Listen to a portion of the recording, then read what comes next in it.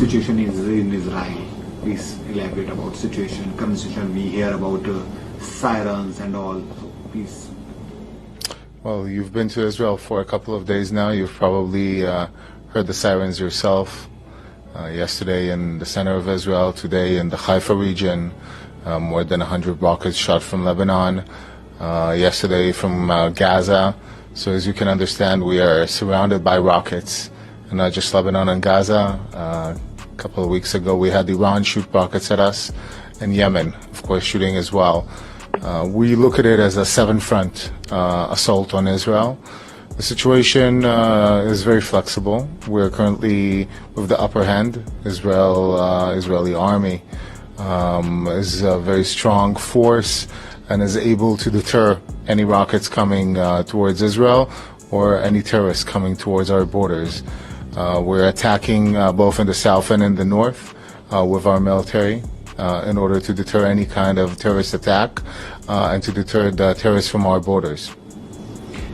Your defense system is a seven front against you.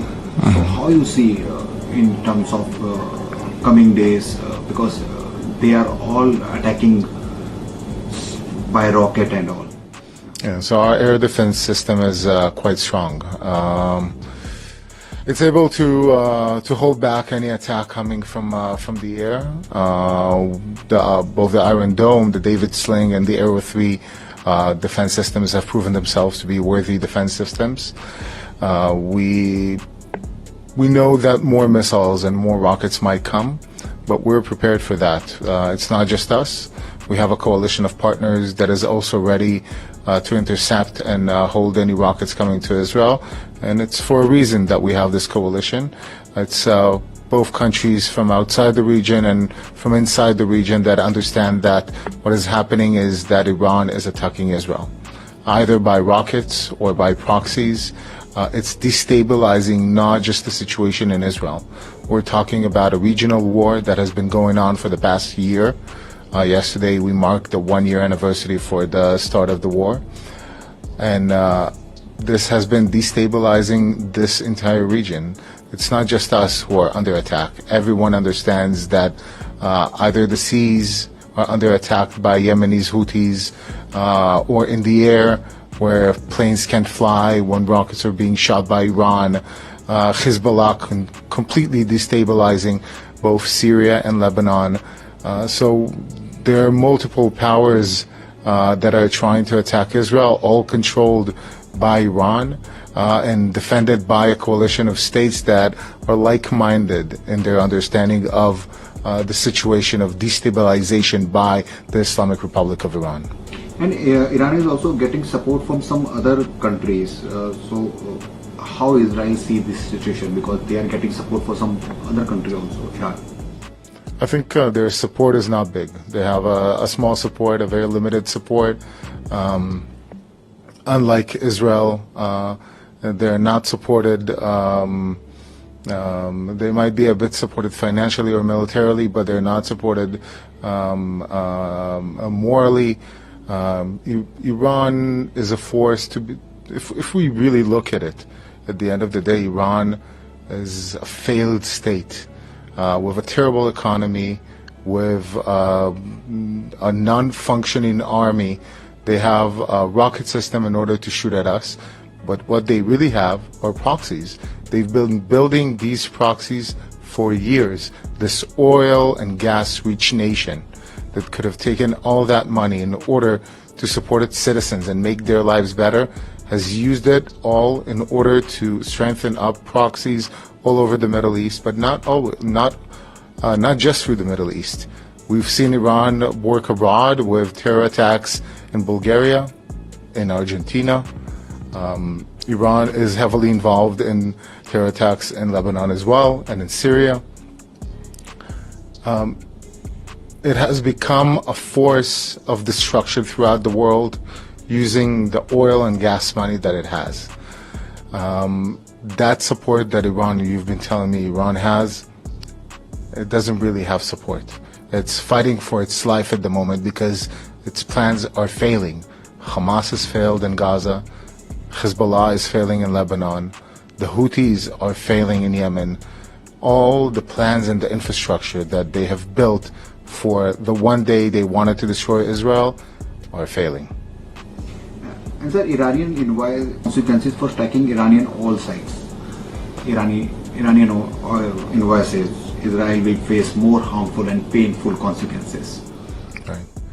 Well, I don't think I'm going to be smart enough to share any information regarding what we will or not do in response to Iran's attack on Israel. But you've seen Iran has boldened itself. On April 14th and now, this last couple of weeks, another rocket salvo at Israel. Some of the rockets this time hit civilian areas across Israel and also military sites. Iran has felt emboldened to do this just because it's, as I said, fighting for its life. Fighting because of the understanding that they are losing their assets throughout the Middle East. They're losing the war they have planned with Israel, activating the proxies in order to kill Israelis, in order to capture Israel, in order to capture Israeli towns. It's not working and it's not going to work. They're using their last resorts in order to attack us. We're not going to allow this. Iran should not attack Israel. And I'm going to make it very clear. The Islamic Republic of Iran has no place attacking any other country that hasn't provoked it. These unprovoked attacks will be answered. This we promised. There's several Muslim to the region. What do you think about what is India, Modi will bring peace to the region for just like he did in Russia and Ukraine? Yeah, we have a very good relationship with the Indian government, great appreciation on the government level, but also on the people-to-people level. India is an important partner for Israel. We see India as a voice of reason that could act in this region. We'll see. What can I tell you? There are many mediators in the middle, many people who are speaking about what should and should not be done with Iran. I think, first of all, maybe if a message of calm should be transferred to Iran first, a mediation message that will say that Iran should dissolve its proxies, should stop attacking Israel, and stop the rhetoric against Israel, both on the international stage but also internally, that could be a good sign. Sir, it has been a year of Israel-Hamas war, and with other also there is a continuous support to Israel and Iran from other countries. It is a beginning of war, or where is the end? What do you say? Where is the end for this war? Because people suffering, everybody talking about this. Where is the end? Yeah. Well, we have several strategic goals that we have to achieve first. We've made it very clear. I'll start with the fact that on the 6th of October, we did not have these goals. On the 6th of October, we were ready to continue living our life. On the 7th of October, we realized that life has come at Israel at full force, with Hamas coming into Israel, killing 1,200 of our citizens and people who are foreigners, who were guests of our country, kidnapping 250 Israelis and non-Israelis to Gaza. It was both members of Hamas, the Palestinian Islamic Jihad, and citizens of Gaza that came because they wanted to make money out of the hostages. This is how this realization of our strategic goals started. On the 8th of October, we were attacked by Hezbollah.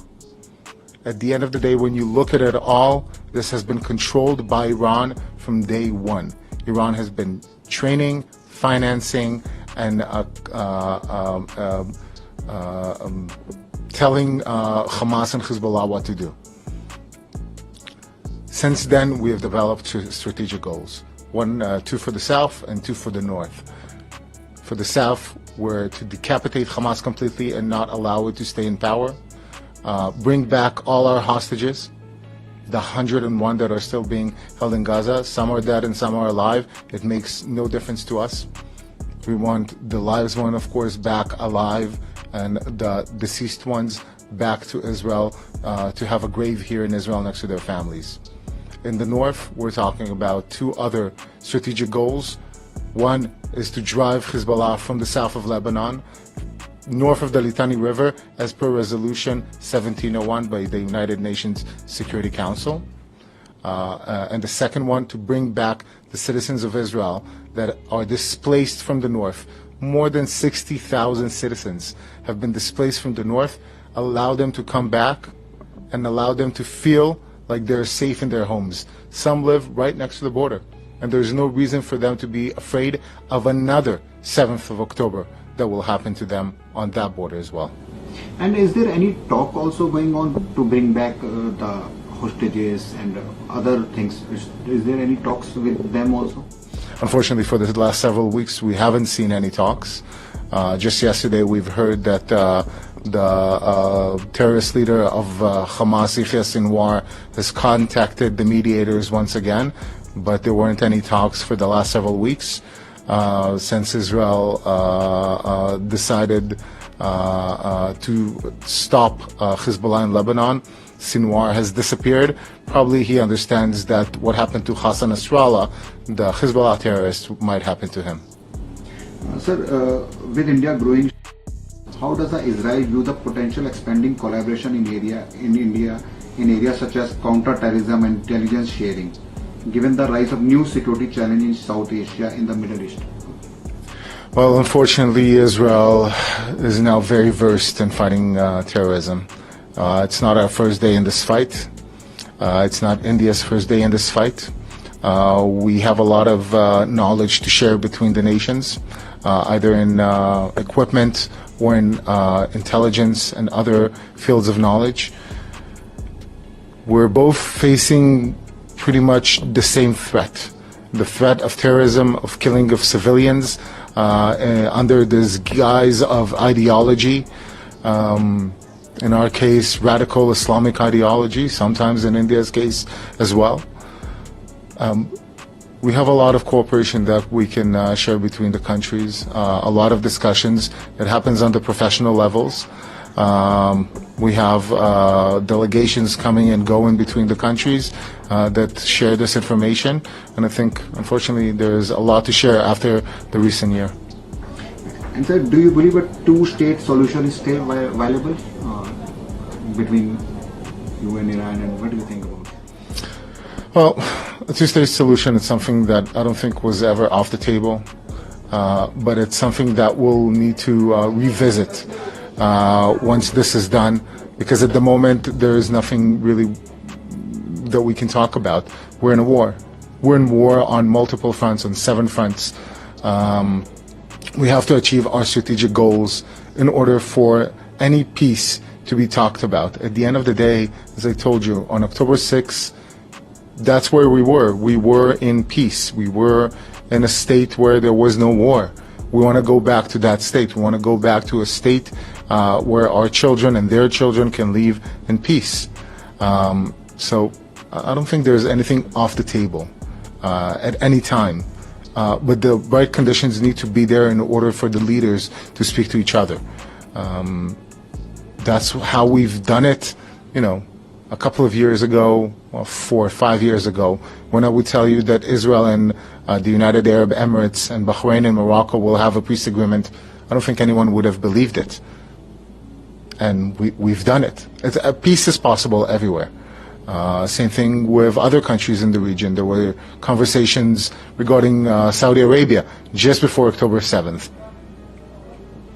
Everything is possible. Everything for us is possible. At the end of the day, Israel seeks peace. We understand that only through peace will we have an end of war. And if you want to give direct message to Hezbollah and terrorists, so what do you want to give? Well, I think our direct message is quite clear with our soldiers at the front. We're going to hunt every terrorist. The 7th of October for Israelis will never happen again. It is a huge lesson for us, but we're a people with a very long and rich history, and we learn from our mistakes. This mistake will never happen again, not because of these people.